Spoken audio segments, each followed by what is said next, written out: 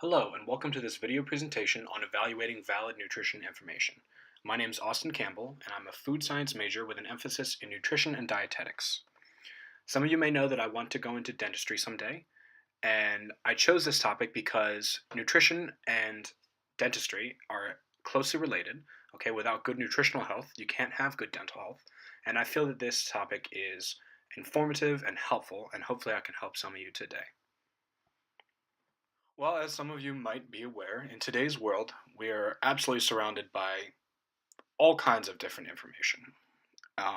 And an important part of leading a healthy lifestyle is gathering that information that is pertinent to one's health or one's specific goals. And then once you have that information, you need to act accordingly with it. For instance, if you'd like to increase a specific vitamin in your diet, say you don't believe you're getting enough vitamin D, or maybe even a mineral like you don't have enough calcium in your diet, what you would do is you would research foods that are high in vitamin D um, or calcium, if that's the instance, and then you would start consuming them. You would act accordingly with the research that you've done, the information that you've found.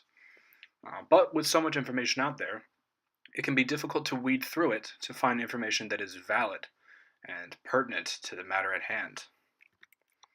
So that begs the question, what makes information valid? Well, and to answer this, we have to explore how scientists conduct their research. And the process by which they conduct their research is called the scientific method. So the scientific method is a process that scientists and researchers follow to answer questions and conduct their research. I'm sure some of you have um, become acquainted with it throughout high school. If you've taken biology classes, chemistry classes, any kind of lab you might have had, you probably had to follow the scientific method. And there are 6 main steps to the scientific method. The first being make observations, followed by formulate hypothesis, design studies, perform tests, and collect data. Then you analyze that data, draw some conclusions based on it, report your findings, and conduct more research to confirm or refute the findings. Okay? Following this method leads to findings that contain valid information. All right? Scientists are doing this the world over every day. So here's an example, if that was a little confusing at all, of the scientific method in action. So let's say raspberries did not grow well this year. That is your observation that you're making. You would then hypothesize, well, why did the raspberries not grow well this year? And you think that the raspberries did not grow well because we did not get much rain. Okay, a valid hypothesis. So, to conduct the experiment, raspberry plants are placed in moderately lit areas, all receiving the same amount of light each day. Each plant will receive different amounts of water. The size of the berries will be recorded daily once the plants begin to produce berries. The raspberry plants receiving 1 cup of water every day grow to, say, a half an inch in diameter, and those receiving 2 cups of water grow to 3/4 of an inch in diameter. Well, the raspberry plants that received the most water grew the biggest. Therefore, the hypothesis is supported that this year's raspberries did not get enough rain. You would repeat the experiment after that to make sure that everything was done correctly and you'd have more data to back up your findings. That's just one example of the scientific method in action. So let's also talk about sources of information now that we have a basic understanding of how scientists conduct their research and gather that valid information. All right, how can we evaluate it? So common sources of information include the internet, magazines, television, and newspapers. Some of these sources, however, are not subjected to peer reviewing and can contain biased or invalid information as a result. All right, and these biases can lead to improper presentation of data or information, and this is a problem that can be tough to spot. Okay, with all of us being flooded with information constantly from different companies trying to get you to buy their products, it's tough to see what is valid and what is not sometimes. So I mentioned in the last slide peer reviewing, and we're going to dive into that a little bit more. So peer reviewing is an evaluation of scientific, academic, or professional work by others working in the same field. And it's kind of a form of self-regulation done by a field. All right, it provides credibility, determines suitability for publications even, and it helps prevent publications of invalid research. Now, it is not 100% foolproof, but it is one of the closest things we have to making sure that things that are found and reported are correct and they have some basis in scientific fact. Now, recognizing and preventing bias. So, bias is a prejudice in favor of or against one thing, person, or group compared to another. And data, especially, can be presented with bias. All right. Only data that supports a claim could be provided, but data that refutes a claim could be left out. And an example here would be a magazine might report that garlic helps reduce cholesterol, while citing only positive sources and leaving out any negative sources. Okay? So say there are 100 sources that say yes, or let's say there's, 100 sources that say um, something about garlic, and 98 of them have found probably no, you know, representation or findings that garlic does help reduce cholesterol, but one or two sources does say, yeah, we found that a diet consisting of a lot of garlic does in fact help reduce cholesterol. Well, that would be an example of bias because they're leaving out all 98 of the ones that did not have any claims or did not find garlic to be a helpful tool in reducing cholesterol. Another quick example would be the beef industry is likely to fund research linking high protein diets to weight loss, but not likely to fund research linking beef consumption to cancer, because that would hurt their industry. So, when looking at information, here are some things to be careful of. Anecdotes is the first one. Anecdotes are short stories about a person. So, an example would be your friend telling you that they lost 10 pounds by taking this supplement every day. Okay? Anecdotes are not proof that something is true or based on scientific fact, alright? Maybe just because something worked for someone does not mean it will work for you, or that that's even what worked for them. It could be a number of factors. Another thing to be careful of is testimonials. So this is a personal endorsement of a product. An example would be Adam Levine and Proactive Skin Products. Okay, I'm sure every time you turn on your TV, you're greeted by some kind of endorsement. You know, whether it's that example of Adam Levine using Proactive Skin, or what have you. These are usually done for pay and can be biased because of this. All right. Adam Levine probably didn't reach out to Proactive and say, wow, I used this product and I loved it. They probably came out to him and said, please come use our product or endorse it and help us make some money off of it. The third thing to be careful of, the third big thing, is advertisements. These are specifically used to target audiences and promote products. Okay? Obviously, we see these every day in commercials, magazine ads, all over, even on the radio. And these can be used to promote products and don't necessarily need to include scientific evidence. Okay? So at this point, we're going to do a little activity, all right? In this activity, I'm going to present you with covers or headlines for either scientific journals / articles and magazines. And it's often easy to spot sensationalism / magazines or information that may be biased or invalid versus scientific journals.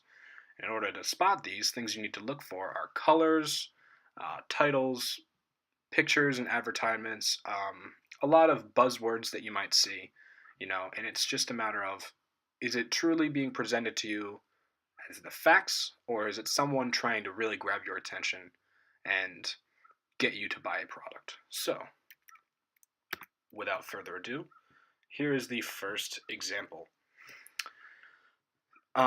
And I want you to tell me, think about it yourself for a second there. Is this science or sensationalism?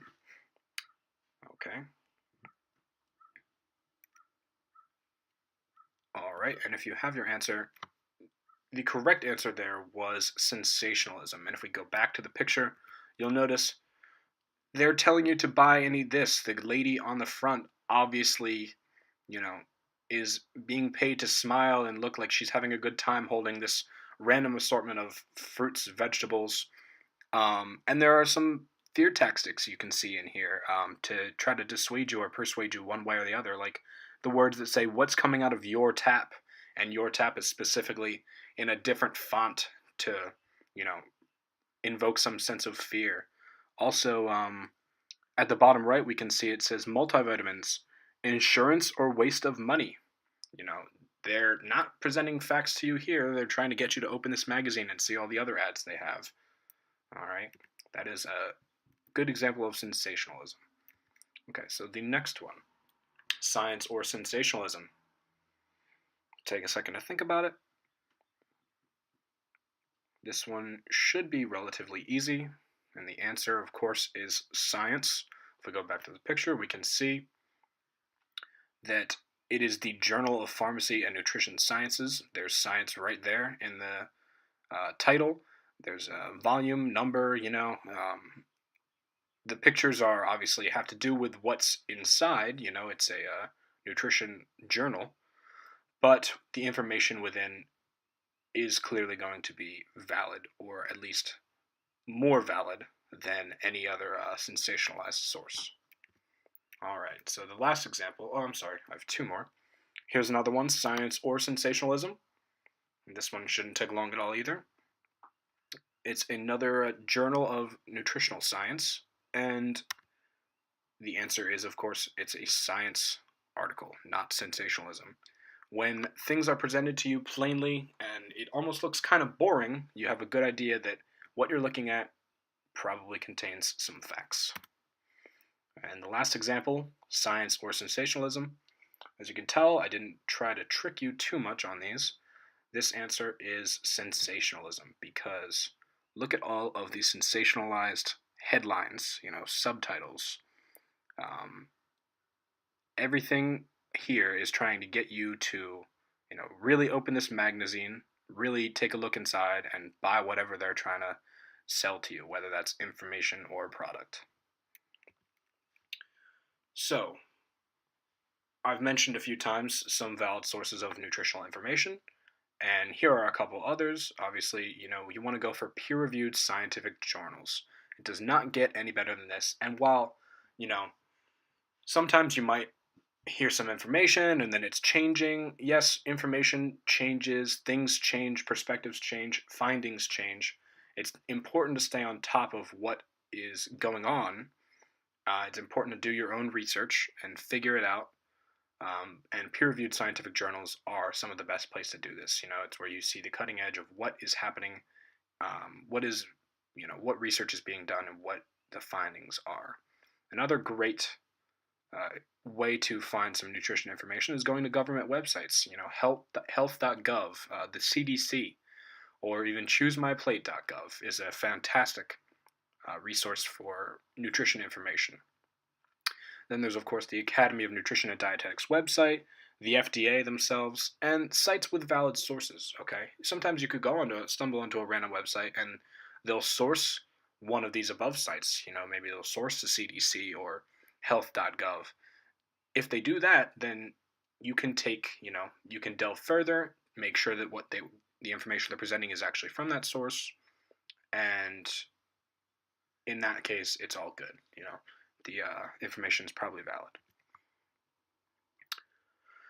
So again, talking about that a little bit, how to evaluate validity of information.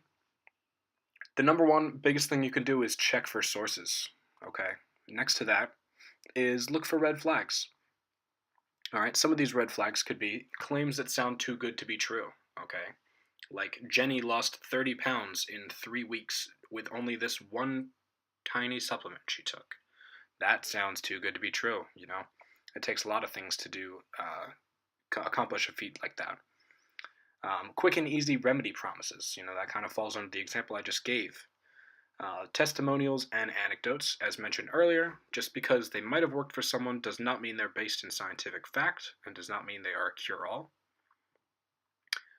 Only pros, no cons. That goes back to biases, If someone wants you to believe something, they're not going to try to discredit their information, So they're only going to give you the pros and not the cons. And then meaningless terms or buzzwords, such as all natural. Just because something's all natural does not necessarily mean it's good for you. Cyanide is all natural. So then If you also, while evaluating validity of information, another good thing you can do is compare findings to other valid sites or materials. Cross reference, or ask an expert. Okay, there are dietitians all over the world looking to help people in need of guidance, in need of finding the best health plan for them, the best nutrition information that will help them. All right, so before we wrap up, I'd like to talk about a couple other key points. Ultimately, there are many sources of information out there, and you need to take it upon yourself to find valid sources of information. All right. Magazines and companies will always try to grab your attention and throw information at you, so it's important to take a step back and evaluate what you're reading and being told. All right. That goes with, hand in hand with taking it upon yourself to find valid sources of information. It comes down to you to do the research, or you and a dietitian if you consult someone who is qualified to do so. Not many people find it enjoyable to read scientific journals, and terminology can be confusing, so if you don't have a background in the field. And that's why user-friendly sources such as Choose My Plate and the Academy of Nutrition and Dietetics, those websites exist for a reason. All right, they're there to help you, and they'll present the information, the findings, out for you in a way that's appealing to read and easy to read. All right, so that's everything I have for you today.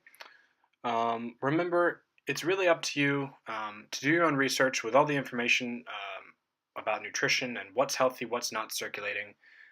Make sure you're checking sources, looking for biases, red flags, avoiding sensationalized ideas. And if you ever get really confused, like I said, there's plenty of dietitians out there willing to help, and there's plenty of reputable sources that give out the information that you need and that's important and is based in fact. All right. Thank you, everyone, for watching. Have a good day.